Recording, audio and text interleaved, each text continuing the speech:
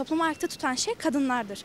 Ve bu kadınların öldürülmesi, kadına şiddet, kadın katliamları, bunların hepsinin önüne geçilirse zaten toplum daha güzel hale getirilir. Kadınlar rakam değil, sayı değil. Her gün öldürülüyoruz ve sayılarımız düşmemesi gerekiyorken, dünyanın kurucusu gibi davranması gerekirken biz her gün ölüyoruz. Erkeklerin de zihniyetin değişmesi, sistemimizin değişmesiyle birlikte kadınlarımızın ölüm sayısı düşürüleceğini düşünüyorum. Bizim coğrafyamızda kadına şiddetin fazla olmasının sebebi ataerkil toplumdan geldiğimizden kaynaklı bir şeydir. Erkek egemen dünyası olduğundan dolayı erkek güçtür, kadın pek önemsiz olarak değerlendirilir. Yani bu aslında ta küçüklükten gelen bir anlayıştır. Erkek daha fazla yüceltilir, kadın değersiz görülür.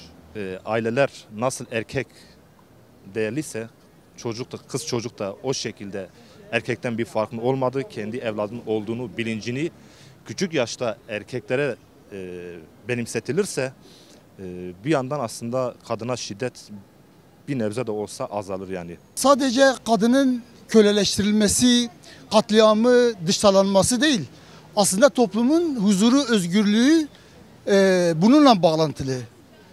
Kadın öteki bir duruma getirilmişse bilelim ki toplum, halk, insanlık öteki bir duruma getirilmiştir. Kadının yeri başka, hepimizin umudu kadındır yani bir yerde. Evin bilmem direği kadındır, her şey kadındır yani.